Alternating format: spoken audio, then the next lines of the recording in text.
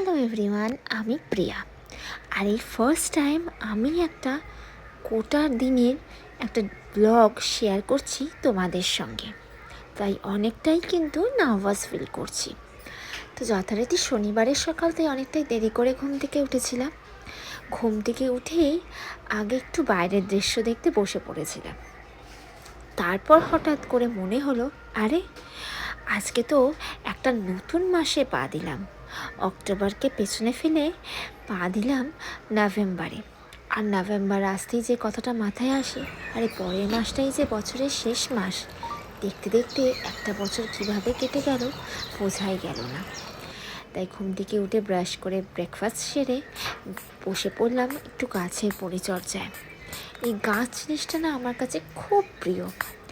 একটা কেমন যেন পজিটিভ ফিল দেয়।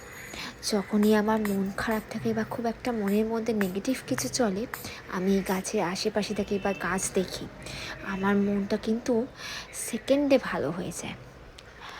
আর আজকে সকাল থেকে কেন জানি না খুব আমার সিকিমের কথা মনে পড়ছে।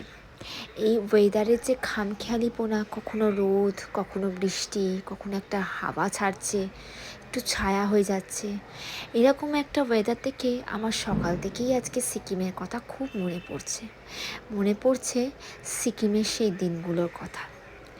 আসলে জব জয়েন করার পর প্রথম আর্নিং দিয়ে যেটা আমি ট্রিপ করেছিলাম, সেটা কিন্তু সিকিম ট্রিপই ছিল আমার ফ্যামিলিকে নিয়ে।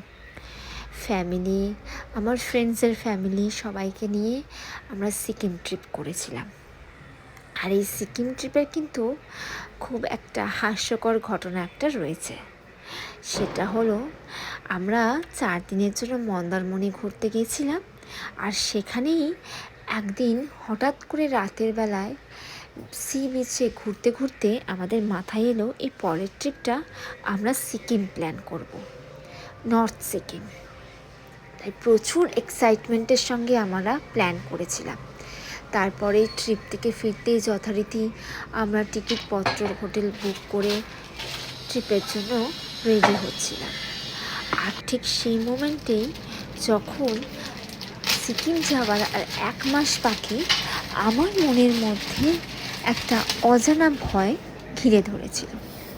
সেটা হলো আশেপাশের কথা। আশেপাশে অনেকেরই লোকে বলেছিল ওর সিকিমের হাই অল্টিটিউডের কথা, যে হাই অল্টিটিউডে গেলে অনেক রকমের হেলথ ইস্যুস হতে পারে। আর তাছাড়া সেগুলোকে নিয়ে আমি গুগলে এত বেশি এক্সপেরিমেন্ট করেছিলাম, আমার মধ্যে একটা নার্ভাসনেস আর ভয় বিশাল কাজ করছিল। আর তাই সেই কারণেই যখন সিকিম যাওয়ার আর 1 মাস বাকি, আমি সেই সময় খুব কান্নাকাটি শুরু করে দিয়েছিলাম, এটা বলে যে আমি সিকিম যাব না।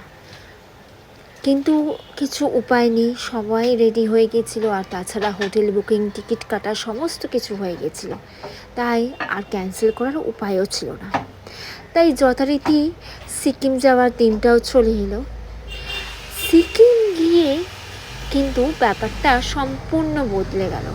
ঠিক এনজেপি স্টেশনে নেমে যখন আমরা সিকিমের দিকে রওনা দিলাম, ওর যে প্রকৃতির অপূর্ব রূপ, যে সুন্দর নেচার, সে সমস্ত কিছু দেখে আমার কিন্তু ভেতরে ভয়টা সম্পূর্ণরূপে চলে গেল।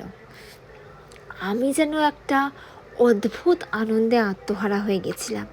যে এত সুন্দর প্রকৃতি হতে পারে সেটা কিন্তু আমার জানা ছিল না একদমই। তাই সিকিম থেকে যখন বাড়ি চলে আসবো, ঠিক আগের দিনকে, মানে বাড়ি আসার আগের দিনকে আমি প্রচণ্ড কেঁদেছিলাম। এমনকি আমার জ্বর চলে এসেছিলো এটা ভেবে যে সিকিম ছেড়ে আমাকে বাড়ি চলে আসতে হবে। তাই সেখানে সেই সময় আমার ফ্যামিলি, আমার বন্ধুবান্ধবরা, তাদের ফ্যামিলিরা প্রচণ্ড হেসেছিল এটা বলে যে যেই মেয়েটা সিকিম আসার আগে এত কিছু রিসার্চ করে জেনে, হাই অল্টিটিউডের ব্যাপারে জেনে এত কান্নাকাটি করেছিল ভয়, সেই মেয়েটাই সিকিম থেকে বাড়ি যাওয়ার সময় সিকিম ছাড়ার জন্য এত কান্নাকাটি করছে। কি অদ্ভুত না? সত্যি মানে না গেলে হয়তো বুঝতেই পারতাম না যে প্রকৃতি কতটা সুন্দর হতে পারে। তাই দেখো, তোমাদের সঙ্গে সিকিমের গল্প বলতে বলতে আমার কিন্তু স্নানের সময় হয়ে গেল। তাই স্নানের আগে আমি কিন্তু একটা স্প্রে বানিয়ে নিলাম। মানে এই সোলফ্লাওয়ার থেকে আমি একটা hair spray, rosemary hair spray order করেছিলাম চুলের জন্য। আর রোজমেরিটা যেহেতু আমার হেয়ারে খুব ভালোভাবে স্যুট করে, তাই আমার বেশ ভালো লেগেছিলো স্প্রেটা। কিন্তু স্প্রেটা শেষ হয়ে যাওয়ার পর আমি ভাবলাম যে আমি বাজার থেকে একটু ফ্রেশ রোজমেরি কিনে বাড়িতেই ওটাকে একটু গরম জলে ফুটিয়ে জলটাকে ঠান্ডা করে ছেঁকে নিয়ে ওই স্প্রে হিসাবে কাজে লাগাবো। তাই ওটা আমি করে নিলাম। তারপর হাতে আরেকটু সময় থাকায় আমি বসে পড়লাম আমার একটা হবিতে, সেটা হলো আঁকা। তা হাতের কাছে কিছু ছিল না, এই ছোট একটা ক্যান্ডেলের একটা গ্লাস ছিল, যেটাতে আগে ক্যান্ডেল ছিল, ক্যান্ডেলটা সম্পূর্ণরূপে ইউজ হয়ে যাওয়ার পর গ্লাসটা রয়ে গেছিলো। তাই ভাবলাম একটু গ্লাসটাকেই একটু নতুন রূপ দেওয়া যাক। তা আমি যেটা করছি সেটা হচ্ছে হ্যালোউইন একটা আর্ট।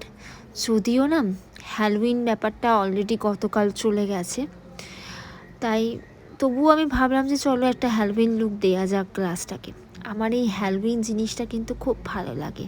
যদিও এটা একদম ওয়েস্টার্ন কালচারের একটা ওয়েস্টার্ন কালচার হ্যালোউইনটা, তবুও কেন জানি না আমার বেশ এই হ্যালোউইন ব্যাপারটা খুব ভালো লাগে।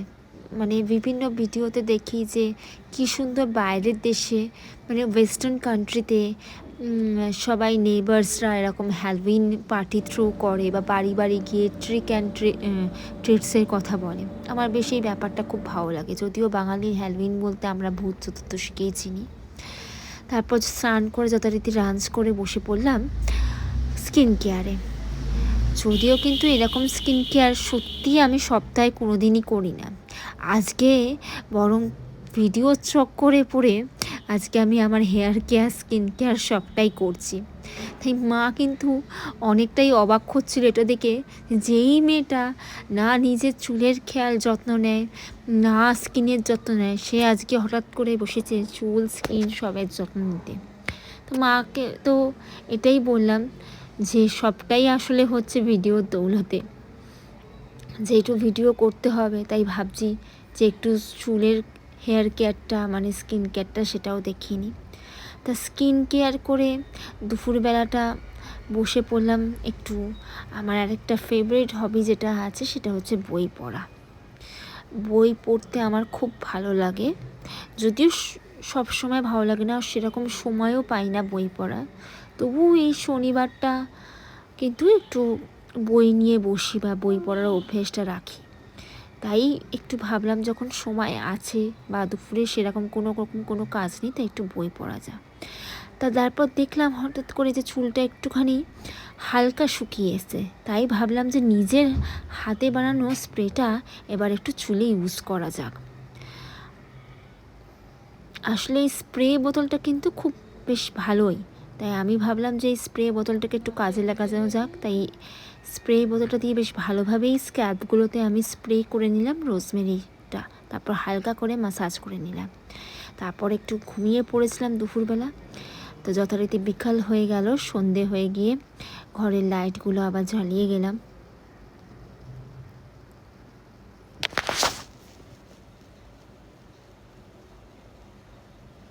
আমার ঘর থেকে কিন্তু আমি এইভাবেই সুন্দরভাবে আলোয় সাজিয়ে রাখতে খুব পছন্দ করি।